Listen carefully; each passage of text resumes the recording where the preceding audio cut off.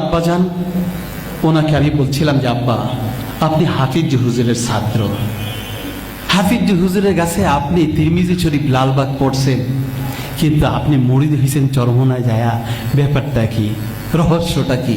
তখন আব্বাজান বলছেন আমি হাফিজ হুজুরের এজাজত সারা মুরিদ হই নাই, হাফিজ হুজুরের কাছ থেকে এজাজত নিয়েছি।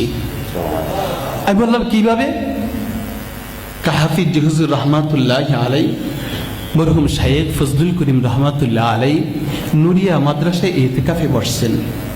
আব্বাজান যা বলতেছেন যে হযরত এখন তো আপনি আছেন আমাদের মুরব্বী, খোদা না খাস্তা আপনি যদি চলে যান আমাদের মাথার তাজ চলে যাবে, আমাদের ছায়া চলে যাবে, আমরা কার কাছে যাব? হাফিজ হুজুর রহমাতুল্লাহ আলাই ইশারা দিয়া বলেন এই কুতুবে আলম ফজলুল করিম কাছে তোমরা যাও। শুধু তাই না, হাফিজ হুজুর রহমাতুল্লাহ আলী একদিন মিম্বরে বসা, নুরিয়া মাদ্রাসার মিম্বরে বসা নসিহত করতেছেন। নসিহতের ফাঁকে জিজ্ঞাসা করে আমার ফজলুল করিম আসবে? ছাত্র কিন্তু কাবার ফজলুল করিম আসবে? একজন বলছে যে হ্যাঁ হযরত আসতেছেন, কাশলে আমাকে বইল। তো এর ভিতরে যখন ঢুকছেন হাফিজ হুজুর রহমাতুল্লাহ আলী মেম্বার থেকে দাঁড়াই গেছেন, ফজলুল করিম রহমাতুল্লাহ আলাই মেহরাবের সামনে আসছেন।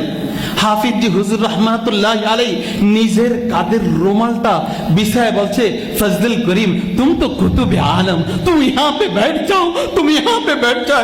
हज़रत हम बैठ नहीं सकते, आपके रुमाल पे हम की किस तरह बैठ होगा, कि तुम बैठ जाओ। যখন তৃতীয়বার বলছেন তখন কুতুবে আলম ফজলুল করিম রহমাতুল্লাহ আলাইহি বলেন ওস্তাদের নির্দেশ না বসে পারি না। তখন বসে পড়লেন, কিন্তু যতক্ষণ বসছেন ততক্ষণ চোখ দিয়া ধর করে পানি পড়ছেন।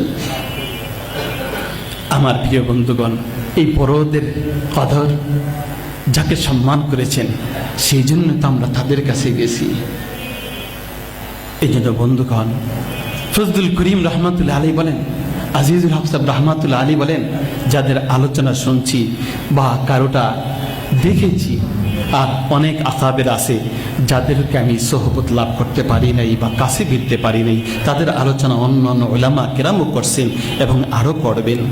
তো এই জন্য ভাইরা আকাবেরদের আলোচনা করলে কিন্তু শেষ নাই। এখানে অনেক উলামা কেরাম আছে যাদের পায়ের ধুলার সমান কিন্তু আমি হই নাই। কিন্তু আমার প্রিয় বন্ধুগণ, আমি এতটুকু ভুলে যাব, আকাবের যারা আছে তাদেরকে আমরা কদর করব, তাদেরকে ইজ্জত করব, তাদেরকে সম্মান করব। তারা আমাদের মাথার তাজ, তারা আমাদের মুকুট। আমি তো মনে করি আমাদের উত্তপ্ত রৌদ্র আমাদের মাথার উপরে পড়ছে, এক সময় তো 5 তলা বিল্ডিংয়ে যদি থাকি ছায়া না থাকে, রৌদ্র লাগে না, 2 তলায় উঠি তবুও ছায়া থাকে, 3 তলায় উঠি তবুও ছায়া থাকে, এইভাবে 5 তলায় উঠি তবুও ছায়া থাকে।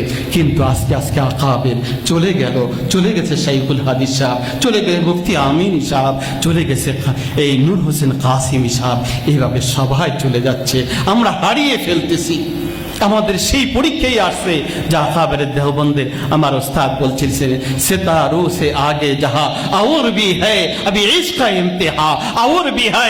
এখন তো ইশকের পরীক্ষা চলতেছে, মহব্বতের পরীক্ষা চলতেছে, আল্লাহর ভালোবাসার পরীক্ষা চলতেছে। আমরা আল্লাহ তাআলার ভালোবাসায় আকাবেরদের অনুকরণ করে তাদের সিদ্ধান্তে আমরা মেনে নিব এবং তাদের ছায়ার ভিতরে আশ্রয় নিয়ে আমরা চলবো। আল্লাহ আমাদের সকলকে তৌফিক দান করুন। আসসালামু আলাইকুম ওয়া রাহমাতুল্লাহি ওয়া বারাকাতুহু।